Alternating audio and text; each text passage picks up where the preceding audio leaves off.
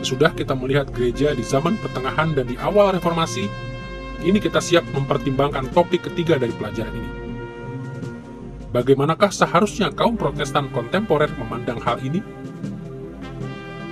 Apa yang harus kita percayai tentang otoritas Alkitab dan otoritas gereja pada zaman kita sendiri?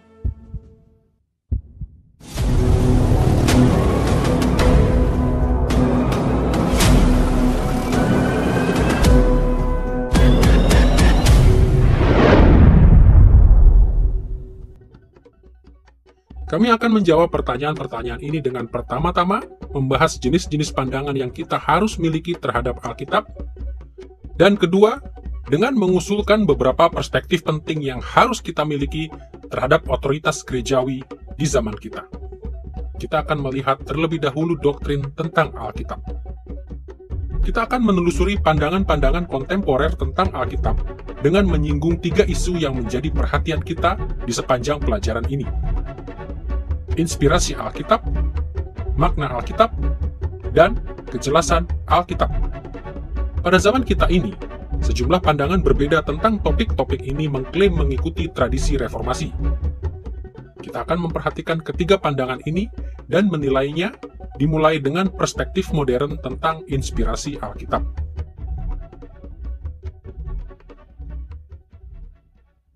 Namun ada banyak kebingungan tentang bagaimana doktrin reform tentang inspirasi harus diformulasikan pada zaman kita.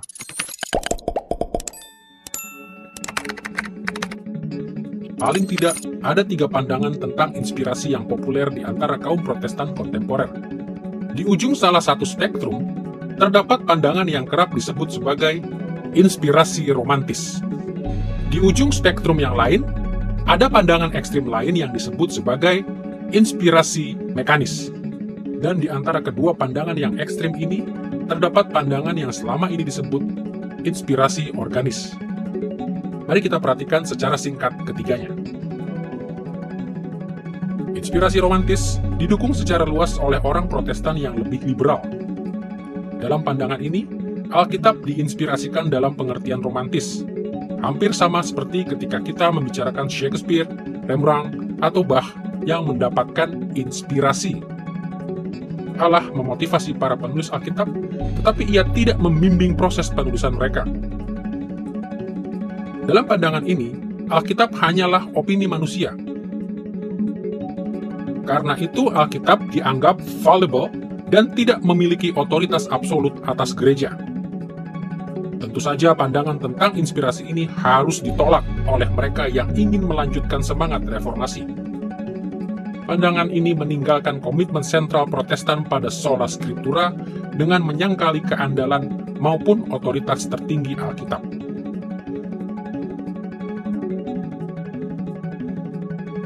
Di ujung lain dari spektrum ini terdapat inspirasi mekanis, atau yang terkadang disebut inspirasi dengan dikte. Sampai batas tertentu, pandangan ini menegaskan bahwa para pengarang Alkitab relatif pasif ketika mereka menulis Alkitab.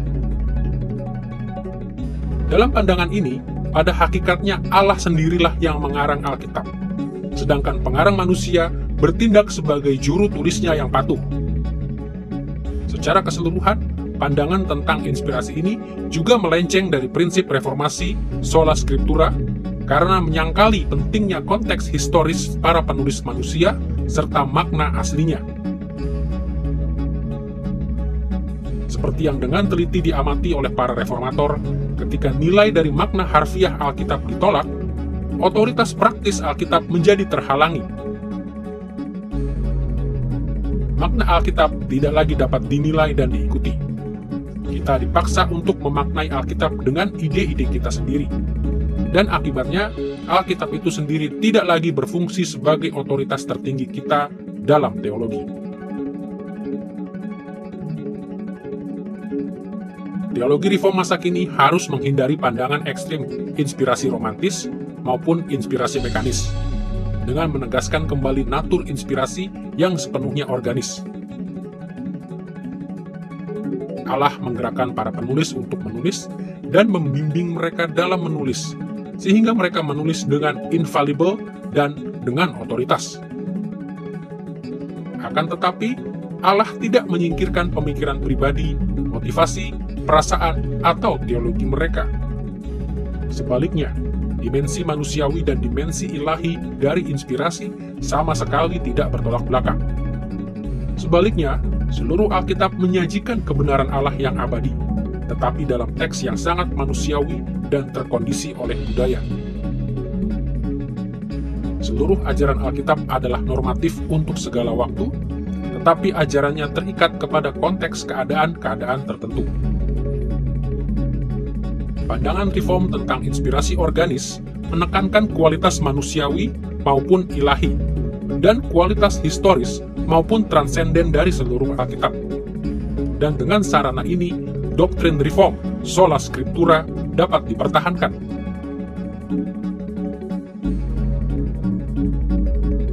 Tentu saja, dari ketiga cara utama kaum Protestan memandang inspirasi Alkitab, mereka yang ingin meneruskan reformasi di zaman kita akan melihat bahwa doktrin inspirasi organis paling serasi dengan prinsip-prinsip yang memunculkan dan mengarahkan reformasi Protestan.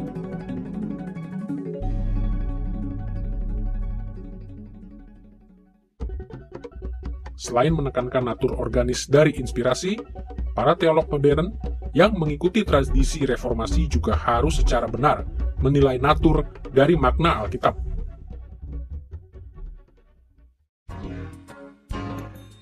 Sekali lagi, suatu spektrum yang terdiri dari berbagai posisi telah diusulkan untuk mewakili pemikiran reform dalam bidang ini. Tetapi tidak semua pilihan tersebut memajukan ideal dari reformasi. Di satu ujung kontinuum, terdapat pandangan yang dapat disebut sebagai polivalensi kontemporer. Sementara di ujung yang lainnya, terdapat pandangan yang disebut sebagai univalensi simplistis, dan di tengah-tengahnya terdapat pandangan yang bisa disebut sebagai univalensi multifaset. Mari kita bahas terlebih dahulu polivalensi kontemporer. Selama beberapa dekade terakhir, beberapa teolog reform telah membicarakan polivalensi teks Alkitabiah dan percaya bahwa Alkitab memiliki banyak makna yang berbeda. Akan tetapi, apabila polivalensi klasik mengakui adanya makna yang beragam karena asal-usul ilahi Alkitab, polivalensi kontemporer biasanya didasarkan pada ambiguitas bahasa manusia. Akibatnya, polivalensi kontemporer mengajarkan bahwa bagian-bagian Alkitab adalah wadah kosong untuk pengisian makna oleh para penafsir. Yang pasti, sebagaimana satu wadah memiliki bentuk tertentu, tata bahasa teks Alkitabiah mengatur beberapa parameter dasar bagi makna. Walaupun begitu, di dalam parameter-parameter ini, makna spesifiknya diberikan oleh para penafsir Alkitab. Atas dasar ini, diajukan argumen bahwa kita harus menolak penekanan reformasi pada standar sensus literalis yang tetap berlaku. Sebaliknya, demikian argumennya, kita harus menuangkan penafsiran kita sendiri ke dalam nas-nas Alkitab dan cukup memberi sedikit perhatian pada atau tidak perlu memperhatikan makna asli atau harfiah dari teks itu. Akan tetapi, kita harus menolak pengertian polivalensi ini, karena konsep ini menjadikan otoritas Alkitab tidak berlaku. Konsep ini memberi hak kepada para penafsir manusia untuk menuangkan ide-ide mereka sendiri ke dalam Alkitab. Di ujung lain dari spektrum ini, hadir pandangan yang kita sebut sebagai univalensi simplistis. Pandangan ini dengan tepat mendukung pengertian bahwa semua bagian Alkitab hanya memiliki satu makna, tapi secara keliru menyangkal bahwa makna tunggal itu bisa saja kompleks. Ambillah sebagai contoh Yohanes pasal 3 ayat 16. Karena begitu besar kasih Allah akan dunia ini, sehingga ia telah mengaruniakan anaknya yang tunggal, supaya setiap orang yang percaya kepadanya tidak binasa, melainkan beroleh hidup yang kekal. Seorang Kristen yang meyakini univalensi simplistis bisa berkata seperti ini. Ayat ini sangat sederhana. Yohanes pasal 3 ayat 16 memberitahu kita bahwa kita harus percaya kepada Kristus. Rangkuman ini memang benar meskipun terbatas. Tetapi ada lebih banyak lagi yang dinyatakan oleh ayat ini. Ayat ini juga berbicara secara eksplisit tentang kasih Allah, tentang inkarnasi, kematian, dan kebangkitan Kristus, dan tentang dunia, hukuman kekal, dan hidup kekal. Jadi dalam pengertian ini, Yohanes pasal 3 ayat 16 hanya memiliki satu makna, tetapi makna itu melampaui rangkuman apapun yang bisa kita rumuskan darinya. Apabila kita gagal melihat bahwa makna Alkitab sedemikian kompleks, sehingga makna itu selalu melampaui penafsiran kita menghadapi suatu resiko yang serius. Risiko hampir menganggap penafsiran kita terhadap Alkitab sebagai Alkitab itu sendiri. Penafsiran kita mengambil otoritas Alkitab itu sendiri dan kita menolak sola scriptura, yaitu kepercayaan bahwa Alkitab selalu berdiri di atas penafsiran kita.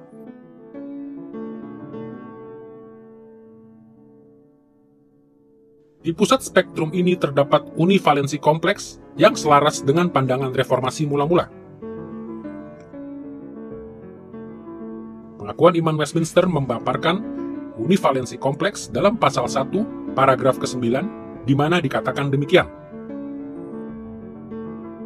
Ketika ada pertanyaan tentang makna yang benar dan penuh, atau yang tidak jamak tetapi satu dari bagian Alkitab manapun, makna itu harus diselidiki dan diketahui melalui nas-nas lain yang membicarakan hal itu dengan lebih jelas. Dalam pandangan ini, masing-masing bagian memiliki satu makna, tetapi makna yang satu ini kompleks dan multifaset. Dinyatakan oleh jejaring beberapa relasi timbal balik yang diatur oleh keseluruhan ajaran Alkitab. Kita harus mengukuhkan pengertian reformasi tentang univalensi kompleks ini di masa kini, karena pengertian ini mengukuhkan bahwa Alkitab menyajikan makna yang berotoritas, ketimbang menunggu kita untuk menyediakannya. Akan tetapi, pandangan ini juga mencegah kita dari merendahkan Alkitab ke level rangkuman kita tentang Alkitab.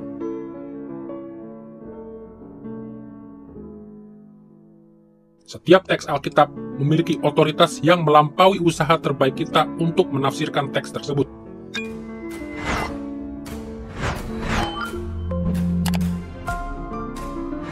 Pandangan univalensi multifaset ini menyediakan jalan untuk memahami makna Alkitab yang akan memampukan kita untuk meneruskan teologi reformasi di zaman kita.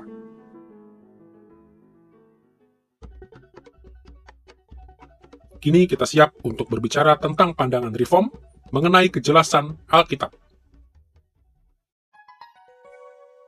Akan bermanfaat jika kita kembali berpikir tentang 3 titik di sepanjang spektrum. Di ujung yang satu, kita menghadapi kecenderungan kontemporer ke arah ketidakjelasan total. Di ujung lainnya, kita menghadapi kecenderungan kontemporer ke arah kejelasan total.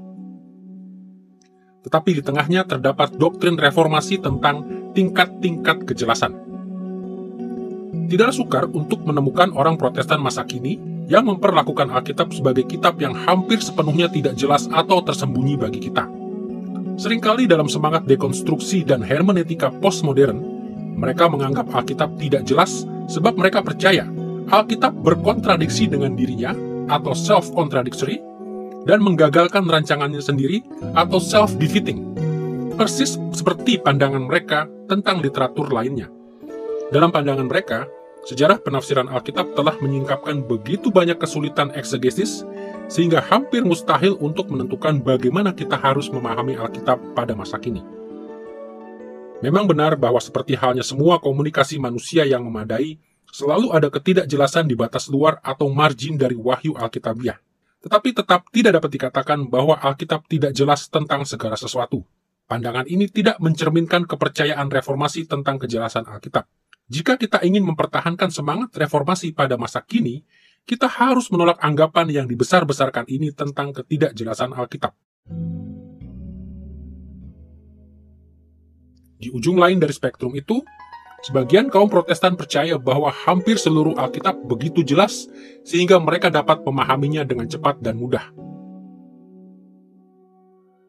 Yang lebih sering terjadi, para pembela pandangan semacam ini mampu memegang pandangan sederhana tentang kejelasan Alkitab ini karena mereka langsung menolak semua penafsiran yang tidak berasal dari komunitas Kristen mereka sendiri yang sangat sempit. Melebih-lebihkan kejelasan Alkitab adalah pencobaan besar bagi banyak teolog di dalam tradisi reform masa kini. Kita mati-matian ingin menjauhkan Alkitab dari jerat skeptisisme dan sinisme modern.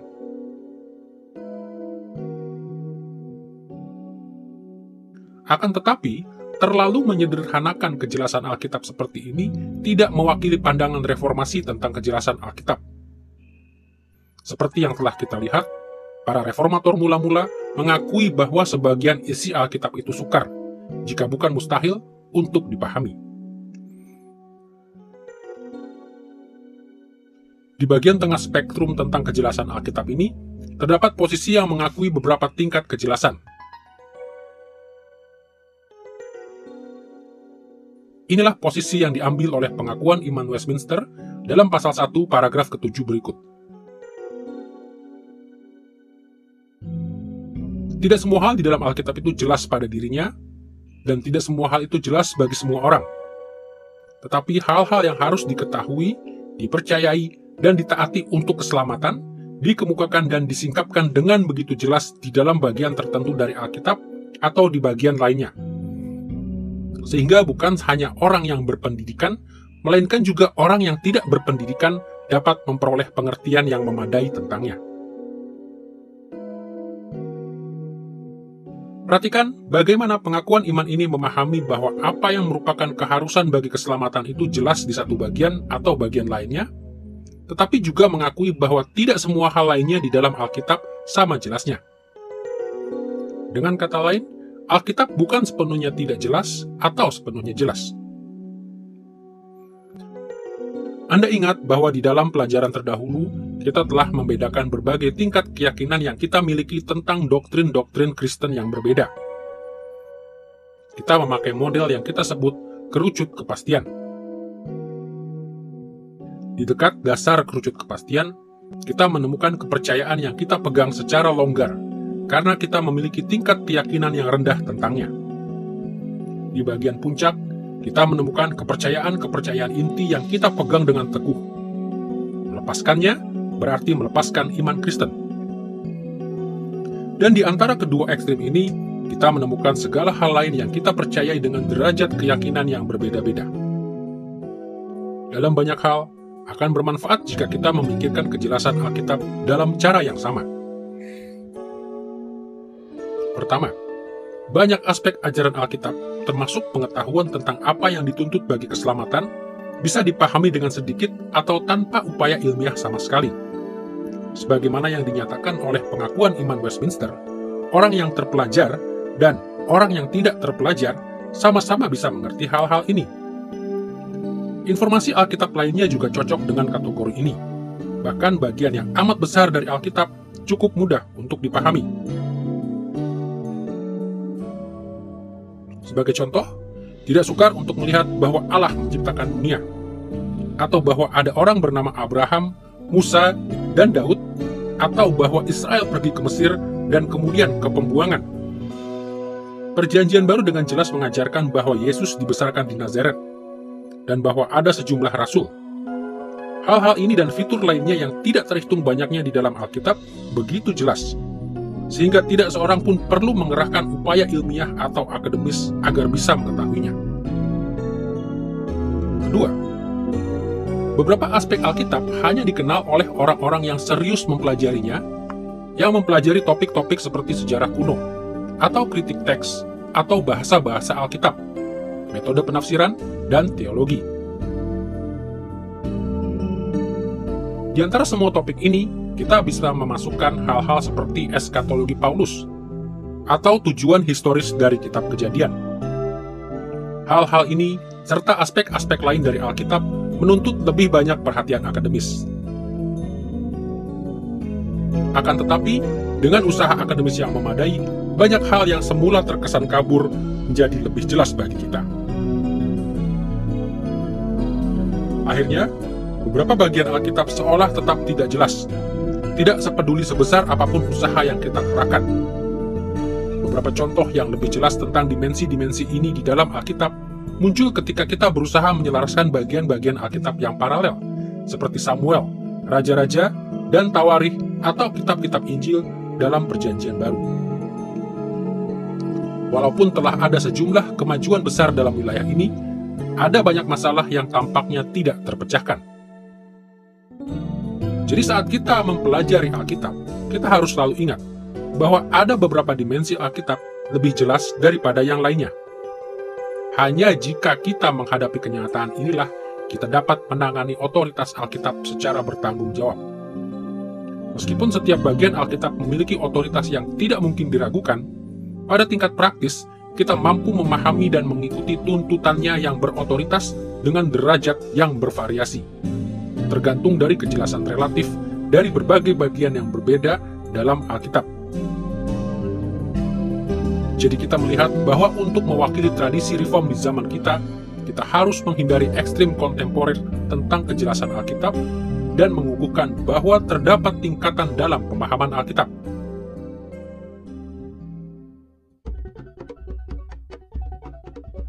Sambil mengingat perspektif tentang otoritas Alkitab ini, kita harus mengalihkan perhatian kita kepada otoritas gerejawi di dalam teologi reform kontemporer. Kita kembali akan berfokus kepada dua aspek. Pertama, kita akan memperhatikan bagaimana seharusnya para teolog reform kontemporer memandang otoritas gerejawi dari masa lampau.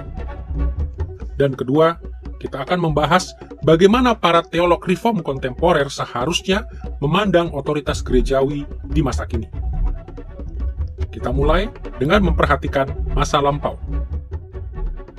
Kaum Protestan mula-mula mengerti bahwa Roh Kudus telah mengajarkan banyak kebenaran kepada gereja di masa lampau.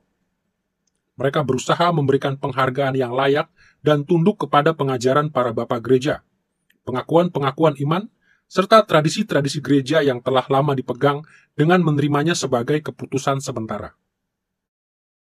Mereka mengandalkan masa lampau, tetapi mereka juga berusaha mengevaluasi semua ajaran gereja berdasarkan standar Alkitab. Sayangnya, para teolog reform masa kini sering mengalami kesulitan untuk memegang teguh kedua sisi dari posisi Protestan mula-mula ini. Akan membantu jika kita melihat tiga arah yang bisa kita tempuh. Tradisionalisme di ujung yang satu, biblisisme di ujung lainnya, dan praktik reform semper reformanda yang hadir di antara kedua ekstrim ini. Di satu pihak, para teolog reform masa kini kerap jatuh ke dalam perangkap tradisionalisme. Yang kita maksudkan dengan tradisionalisme adalah bahwa mereka menyimpang kepada praktek-praktek yang sangat mirip dengan tradisionalisme Katolik Roma zaman pertengahan. Memang para teolog reform mengakui otoritas Alkitab, dan tentu saja mereka menolak tradisi-tradisi aliran Katolik. Akan tetapi, seringkali kaum tradisionalis reform begitu menjunjung tinggi ekspresi-ekspresi masa lampau dari iman reform, sehingga secara praktis mereka gagal untuk mencermati masa lampau secara memadai. Jika Anda banyak berinteraksi dengan para teolog reform masa kini, barangkali Anda telah melihat kecenderungan ini. Seringkali para teolog reform menerima posisi dan praktek doktrinal dari masa lampau sampai menjadikan tradisi-tradisi ini dianggap sebagai fondasi-fondasi yang tidak mungkin dipertanyakan bagi perenungan dan praktek masa kini.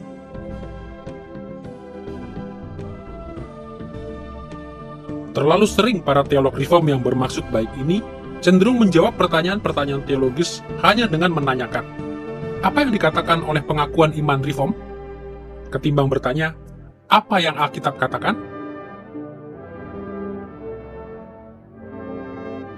Di pihak lain, para teolog reform modern juga melangkah kepada ekstrim yang sebaliknya ketika mereka menghadapi otoritas gerejawi dari masa lampau. Di dalam modernisme zaman pencerahan versi Kristen, mereka jatuh ke dalam apa yang bisa kita sebut sebagai biblisisme. Para teolog ini bertindak seakan-akan setiap orang harus datang kepada Alkitab dan memutuskan semua isu teologis tanpa bantuan tradisi Protestan masa lampau. Dari waktu ke waktu, para teolog yang mengidentikan diri mereka dengan gereja cabang Reform bereaksi terhadap tradisionalisme Reform dengan mengutarakan hal-hal seperti, "Tidak penting apa yang telah dikatakan oleh gereja. Yang penting bagi saya hanyalah apa yang Alkitab katakan." Retorika seperti ini melangkah terlalu jauh dalam menyatakan ketundukan kepada Alkitab sebagai otoritas final kita. Ini juga mengabaikan hikmat yang telah dikaruniakan Roh Allah kepada gereja dan sekaligus membatasi keputusan teologis hanya kepada perorangan atau kelompok yang sekarang ini ada. Untuk mempertahankan semangat reformasi pada masa kini, kita harus meneguhkan kembali prinsip semper reformanda. Kita harus berjuang untuk mengukuhkan keutamaan Alkitab tanpa mengabaikan pentingnya tradisi reformasi. Di satu pihak, semper reformanda masa kini menuntut kita menerima sebagai keputusan sementara tidak saja para bapak gereja mula-mula dan konsili-konsili, tetapi juga pengakuan-pengakuan iman dan tradisi-tradisi reform yang kita miliki. Kita memiliki pengakuan iman Westminster, Katekismus Besar dan Katekismus Kecil Westminster, Katekismus Heidelberg, Belgic Confession, serta Kanon Dort. Selain itu, kita juga memiliki sejumlah tulisan yang tidak terlalu formal dari para pemimpin dan para teolog di masa lampau. Akan tetapi, di pihak lain, otoritas-otoritas dari masa lampau ini harus selalu tunduk kepada ajaran Alkitab yang tidak mungkin diragukan. Demi mempertahankan reformasi di masa kini, kita perlu mempelajari cara untuk menentukan bobot yang sesuai dari otoritas-otoritas gerejawi dari masa lampau di bawah otoritas Alkitab. Sesudah melihat bagaimana teolog reform masa kini seharusnya berelasi dengan masa lampau, kita harus beralih ke hal yang sama pentingnya. Bagaimana seharusnya para teolog reform menilai otoritas gerejawi kontemporer? Bagaimana seharusnya kita mengerti otoritas dari formulasi teologis yang sedang berkembang di zaman kita? Tetapi mereka berhati-hati untuk tidak meninggikan otoritas kontemporer di dalam gereja melebihi ajaran Alkitab. Sayangnya, sekali lagi para teolog reform kontemporer sering mengalami kesulitan untuk mengikuti pandangan Protestan mula-mula ini. Mereka cenderung bersikap ekstrim dalam cara-cara mereka memahami para teolog reform yang hidup di zaman mereka sendiri. Di satu pihak, teolog reform cenderung bersikap skeptis terhadap formulasi doktrinal di masa kini. Di sisi lain, ada banyak yang menganut dogmatisme tentang formulasi doktrinal di zaman kita. Akan tetapi, jalan yang mestinya ditempuh oleh teologi reformasi yang otentik adalah berjuang untuk setia dalam formulasi doktrinal kontemporer. Ketimbang menganut skeptisisme atau dogmatisisme yang sangat kaku dalam teologi reform kontemporer, pandangan ini bermaksud menciptakan formulasi yang setia. Mari kita jabarkan apa yang dimaksud dengan formulasi yang setia ini. Untuk mengerti apa yang kami maksudkan, ada baiknya kita memeriksa bagaimana kita memahami kebenaran dari pernyataan-pernyataan teologis. Skeptisisme dan dogmatisme yang kaku yang kita hadapi dalam zaman kita hadir salah satunya karena pernyataan-pernyataan doktrinal kerap dievaluasi dalam pengertian biner sederhana. Seperti tabel kebenaran logika abstrak tradisional, pernyataan doktrinal sering hanya dianggap benar atau salah. Akan tetapi dalam kenyataannya akan menolong jika kita meninggalkan model biner abstrak ini. Jauh lebih berguna jika kita memikirkan nilai kebenaran dari pernyataan-pernyataan doktrinal dengan pengertian analog, yaitu sebagai suatu kisaran kemungkinan-kemungkinan di sepanjang kontinuum di antara kebenaran dan kesalahan. Semua pernyataan teologis itu, entah lebih atau kurang, benar atau salah, bergantung pada sejauh mana ajaran itu mencerminkan ajaran Alkitab yang infallible. Di satu sisi dari kontinuum ini, kita menemukan bahwa beberapa posisi teologis memaparkan ajaran Alkitab dengan cukup baik, sehingga kita dengan hati nurani yang bersih dapat menyebutnya benar. Pernyataan-pernyataan ini tentunya tidak sempurna, tetapi cukup dekat untuk dianggap benar. Kecuali muncul beberapa kualifikasi yang menyatakan bahwa pernyataan itu tidak memadai. Di sisi lain dari kontinuum itu, posisi teologis lainnya sedemikian jauh dari ajaran Alkitab, sehingga kita dengan benar bisa menganggapnya salah. Kecuali beberapa kualifikasi memperlihatkan bahwa pernyataan itu dapat diterima. Ambillah contoh, pernyataan Allah berdaulat atas segala sesuatu. Pernyataan ini cukup dekat dengan apa yang Alkitab ajarkan, sehingga sewajarnya kita tidak memiliki masalah untuk mengatakan bahwa pernyataan ini benar meskipun terbatas. Alkitab memang mengajarkan bahwa Allah berdaulat atas segala sesuatu dalam ciptaannya. Namun karena pernyataan ini masih dapat diperbaiki, maka dalam arti tertentu kalimat ini tidak sempurna. Sebagai contoh, jika kita sedang membedakan iman Alkitabiah dari deisme atau fatalisme, pernyataan ini sesungguhnya bisa memberi kesan yang salah. Bahkan pernyataan ini sesungguhnya dapat menyesatkan, kecuali kita membatasinya dengan memasukkan realitas tentang pemeliharaan ilahi, bahwa Allah berinteraksi dengan peristiwa-peristiwa historis. Dalam cara yang sama, pernyataan Yesus adalah Allah cukup dekat dengan Alkitab sehingga bisa dianggap benar dalam kebanyakan situasi.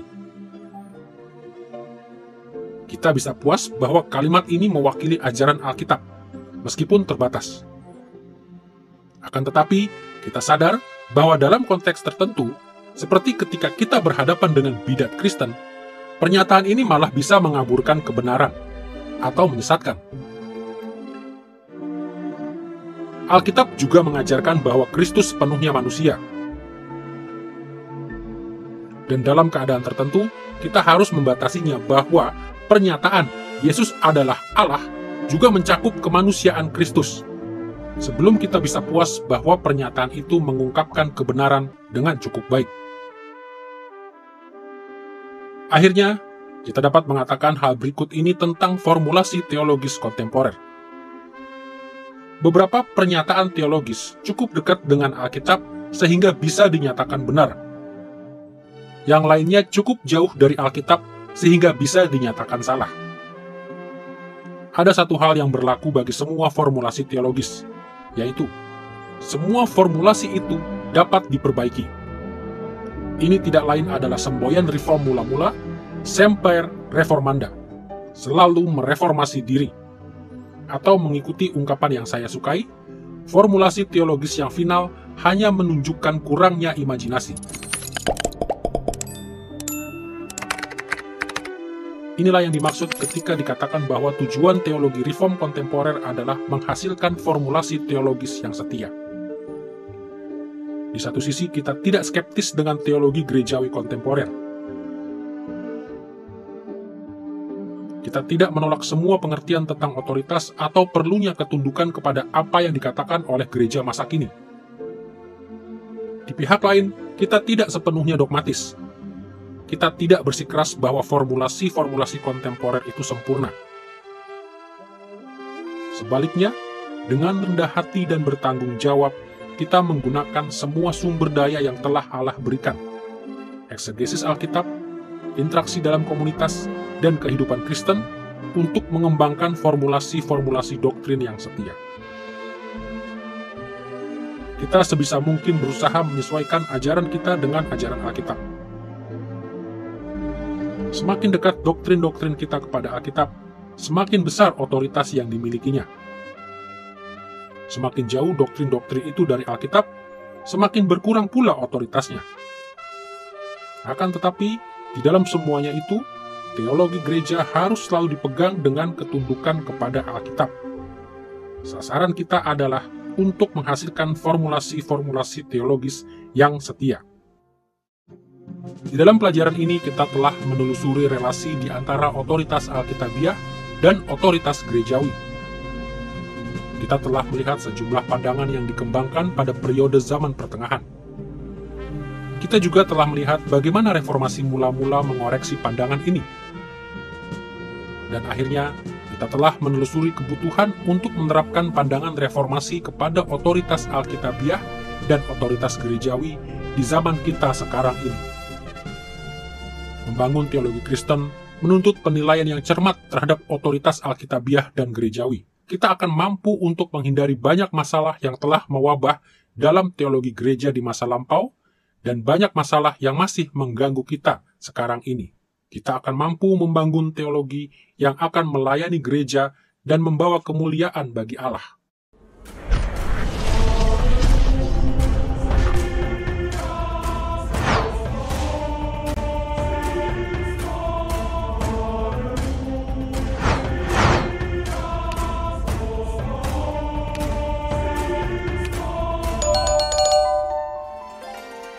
I believe in God the Father Almighty, maker of heaven and earth.